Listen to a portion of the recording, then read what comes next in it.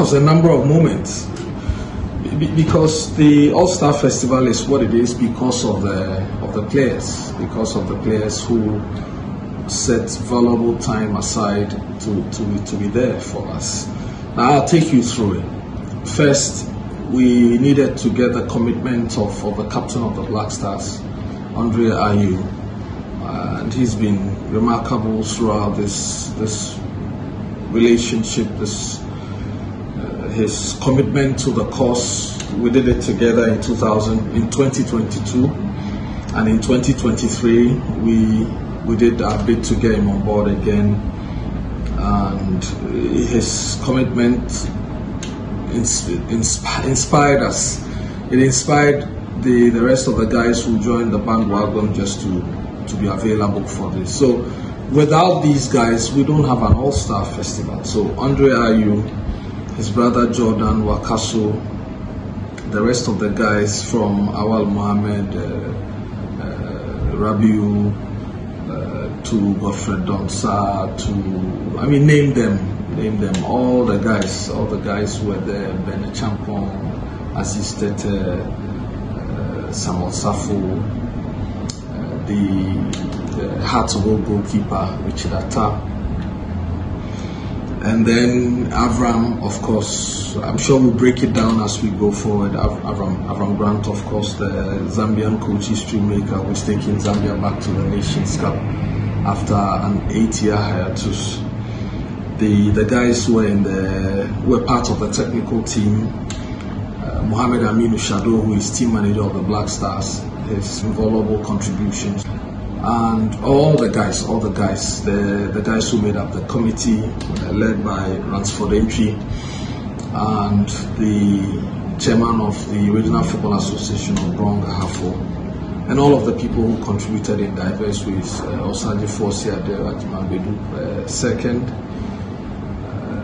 Kingsley Usoecha Gama, we call him, name all of the sponsors, the supporters, from Twelium through to Uspet Hotel, all of our friends, and then an important director of the company, Frank Nelson Iwokolo.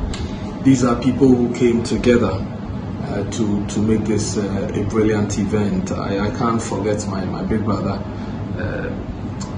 Fifi Arunotaki, his advice, the network, the connections, the experiences he shared, and a significant role in getting their youth on board. So it was talk about significant moments that contributed immensely to this. It is the acceptance, the commitment, the presence of all of these stars that made what we went to do in Bronga Hafo memorable. We can never ever forget, because without them we didn't have an event. So we can't stop talking about it, because these guys are on holidays in June, and now every June you even have international games. So they went through the international games. It was a double header, still made time to converge, get together, sit on the aeroplane and go all the way to Sunyani and spent 3 days of their holiday period with us. We drove in and out of Domahinkro, 2 hours in, 2 hours out. The weather was, I would say, was charming, because it kept raining throughout the period we were there. And then the fans never got tired of the boys, were supportive throughout. Look at the crowds that came out from Siai, right from the airport through the principal streets to the hotel, to when we went to Domahinkro for the first time to pay the courtesy call on Osaji Fosi Adero Ajimanbedu, when we went through Swatre and went through Brekun. Brekun was something else when these guys followed the vehicles.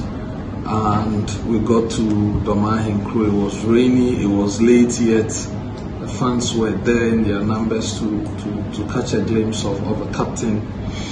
And then the following day, all of the support staff, all of the volunteers who left Accra, there are people who left Accra, the security team, people who were there, chaperones, drivers, all of those things, I would say, contributed to the moments we had. Because if a single person or individual group had failed to play their part the way they did, we wouldn't have had that overall memorable event we had. So my opinion is it went well.